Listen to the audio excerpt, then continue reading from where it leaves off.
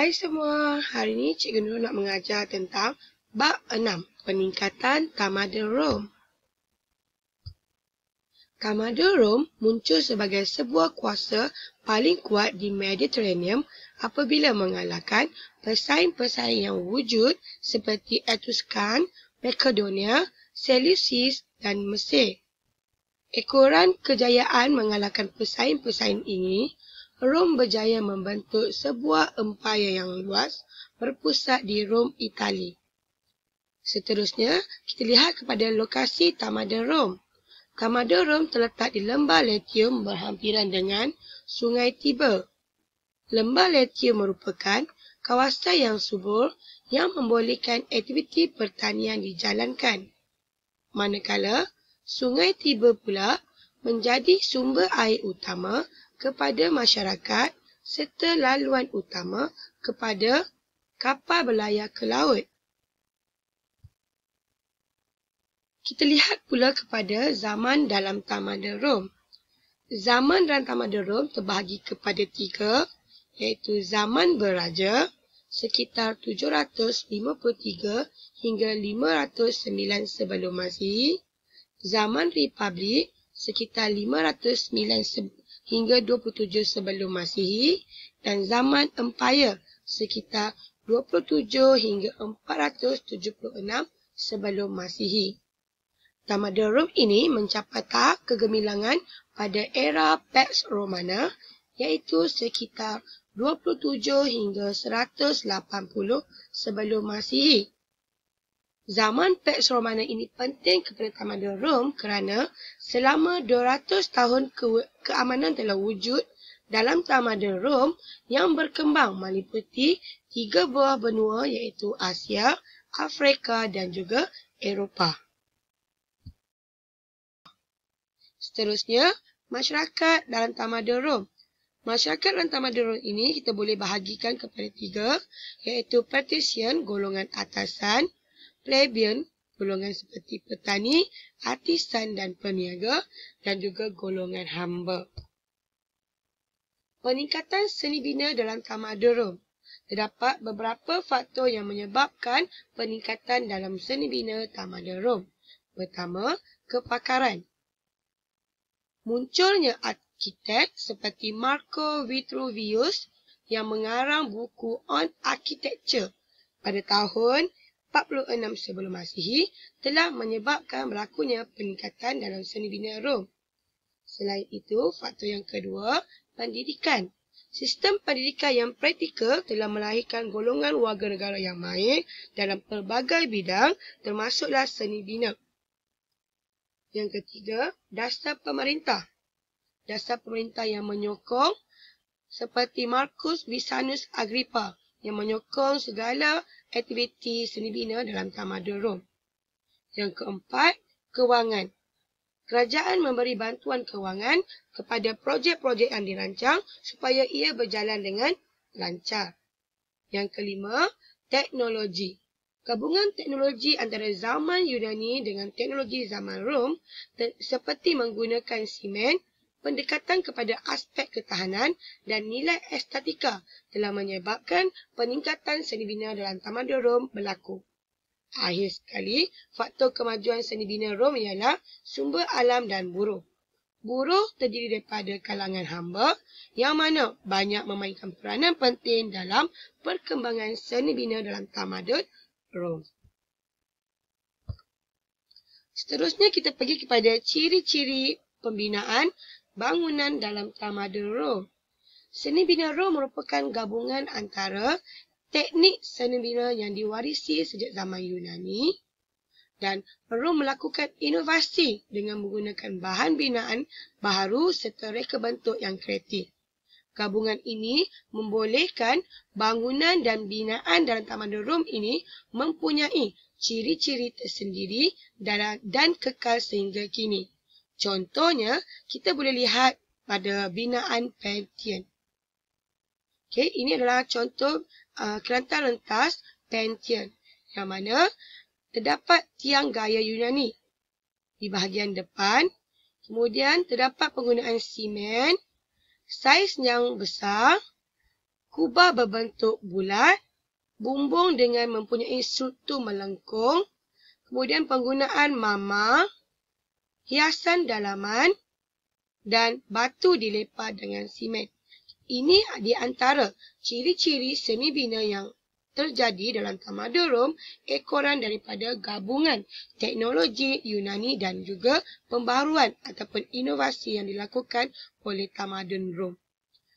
Seni bina Rom yang terkenal dan masih kekal hingga kini adalah Colosseum, Pantheon, Amphitheater, Aqueduct, jalan raya, tembok pertahanan dan juga tempat mandi awam.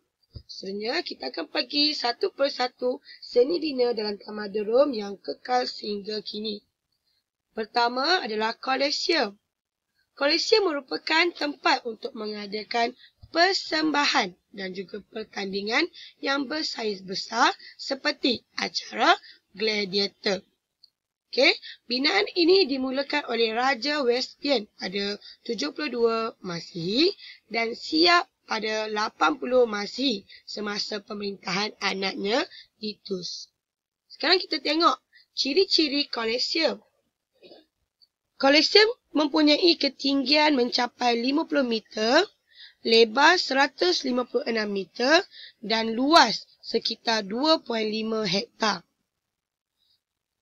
Luas kawasan arena Colosseum ini pula sekitar 85 meter darab 54 meter yang mampu memuatkan kira-kira 50,000 orang dalam satu masa. Dan Colosseum ini juga mempunyai 80 pintu masuk dan tempat duduk yang dibina adalah secara bertingkat-tingkat. Seterusnya kita lihat pula Pantheon. Pantheon adalah binaan kubah terbesar sebagai tempat penyembahan dewa-dewi masyarakat Rom.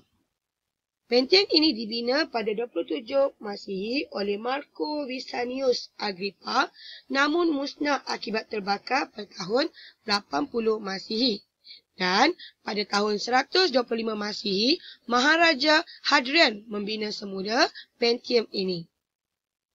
Antara ciri-ciri Pantheon adalah dipengaruhi dengan seni bina Yunani di bahagian hadapan yang mempunyai tiang yang kukuh, kubah besar diameter 43 meter, dinding dibina daripada batu-bata yang dilepa dengan simen. Simen pula diperbuat daripada campuran air kapur dan abu gunung berapi yang dikenali sebagai Pozzolana. Kemudian puncaknya pula mempunyai ruang terbuka dan dikenali sebagai oculus berukuran 13 meter lebar bagi membolehkan cahaya masuk menyinari ruang dalam Pantheon. Okey, di sini ya. Okey, seterusnya kita lihat pula kepada Amphitheater. Amphitheater ini merupakan Colosseum mini atau gelanggang terbuka yang digunakan untuk membuat persembahan dan juga acara gladiator yang bersaiz kecil. Amphitheater ini adalah bukti cara hidup masyarakat yang mana meminati aktiviti di luar rumah. Di Rom, terdapat lebih kurang 230 amphitheater. Dan antara amphitheater yang terdapat dalam tamadun Rom adalah Il Gym Tunisia yang boleh memuatkan 16,000 orang dalam satu masa. Arles di Perancis yang boleh memuatkan 20,000 orang dalam satu masa. Kemudian kita pergi pula kepada ciri-ciri amphitheater. Ciri-ciri amphitheater ini adalah berbentuk lingkaran dan mempunyai pelbagai saiz. Dan jumlah penontonnya juga adalah berbeza-beza berdasarkan saiz yang dibina. Seterusnya kita pergi kepada aqueduct. Aqueduct berfungsi untuk membekalkan air ke tempat mandi awam, rumah kediaman sekitar bandar dalam Empayam Rom, dan binaan utama yang menerima saliran air daripada aqueduct adalah seperti Colosseum semasa acara gladiator diadakan. Perkembangan aqueduct. Aqueduct yang pertama dibina pada tahun 312 sebelum Masihi di Aqua Appia, dibina sepanjang 16 km. Marcus Vicinius Agrippa pula merupakan jurutera yang membina Aqua Vigro pada tahun 19 sebelum Masihi. Dan aqueduct yang terkenal dalam tamadun Rom ialah Pont du Gard di Perancis yang mana mempunyai 3 tingkat. Untuk pengetahuan semua, aqueduct ini dibina berdasarkan kajian yang mendalam terhadap mutu sumber air, aliran air dan lokasi sebelum sesebuah aqueduct itu dibina dalam tamadun Rom. Seterusnya kita pergi kepada tembok pertahanan. Antara fungsi tembok pertahanan adalah untuk melindungi daripada serangan musuh, kemudian menjadi sempadan ataupun pemisah antara kawasan Rom dengan bukan kawasan Rom. Seterusnya kita pergi kepada perkembangan tembok pertahanan. Tembok pertahanan bermula pada tahun 100 Masihi, yang mana menggunakan batu yang disusun memanjang dan terdapat kubu kecil di jarak sebatu iaitu 1.6 km bagi setiap satu yang dikenali sebagai Mariscator untuk menempatkan tentera yang mengawal tembok tersebut. Tembok yang terkenal adalah Tembok Hadrian yang dibina oleh Maharaja Hadrian pada tahun 122 Masihi yang mempunyai ukuran sepanjang 117 meter dan tinggi 5 meter. Kita pergi pula kepada Jalan Raya Rom.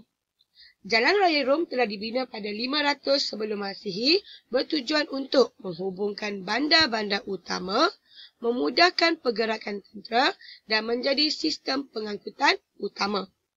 Antara ciri-ciri Jalan Raya Rom ialah dibina secara berlapis-lapis, menggunakan batu besar, batu kecil dan batu kerikil, tahan dan kuat untuk menahan beban dan pergerakan pasukan tentera, tebal 4 kaki iaitu 1.3 meter dan lebar 20 kaki 67 meter.